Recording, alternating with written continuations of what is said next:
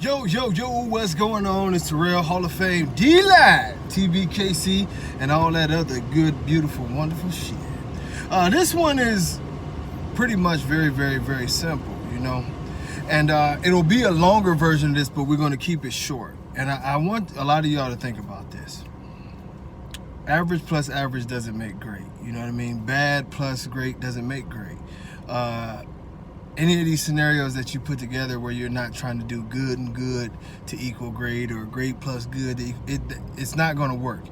And I'm telling y'all this not to be an asshole, not to be crazy or anything like that, but be selective in your breedings. Throughout the years, one of the things that I've watched that has sort of been amazing is how many people choose like very subpar studs. A lot of people choose very subpar studs and they want to go off and they believe that, oh, I'm just gonna make a great dog off of a subpar stud. And the truth of the matter is sometimes excuse me, but sometimes you might come up and you might do good with one or two dogs, you know what I mean? But the bad genetics are still there.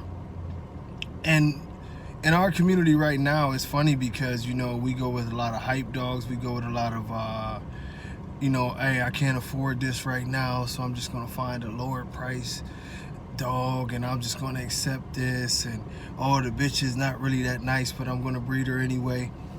Look, if you want excellent, you know, breed for excellence. This is the short version. Later on, you'll see a version that's about a half hour where I go into greater detail.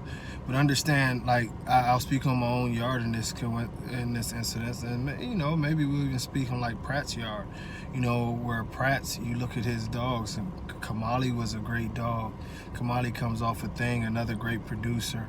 Nemesis, a great dog. You know, down the line of all of his dogs and the things that he's doing, they come from great stocks, so he continuously makes great stock. You know, with my dogs, if you look at Denzel, his mother was the first ever champion and probably the baddest bitch ever. You know, Halle B, his grandfather was second ever American Bully champion and maybe the greatest of all time in the ring outside of Halle. Paco, you know. Then you know, you look at Mandela. His dad is the all-time winning, all-time winning dog in American Bully history, Bistro. His father, you know, Lock and Load grand champion. His grandfather, Homie, grand champion. His other grandfather is Denzel, you know, the first ever 3 times champion, Nationals champion winner.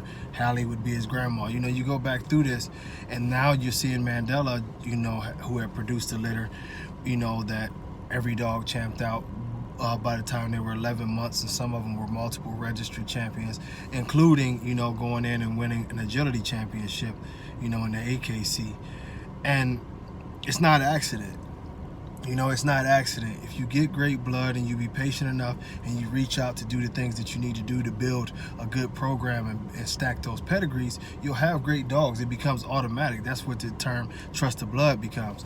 But if you're trying to shortcut this thing, I've seen people breed for 15 years and not come up with one dog that anybody's ever talked about.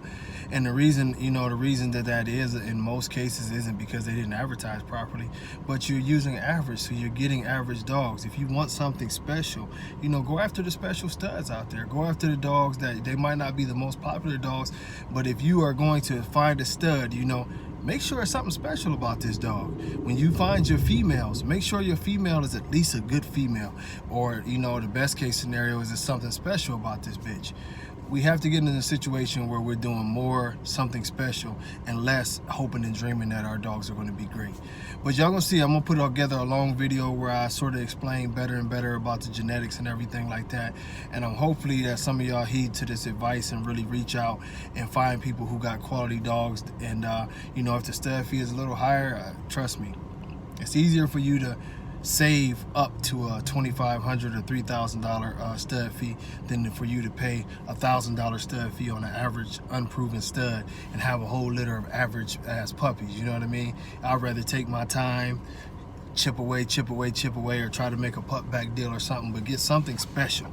You know, I'm just telling you, average ass studs and females really don't make great dogs on a consistent basis. You may get lucky, but probably not. Until next time, I'll catch up with y'all. Peace.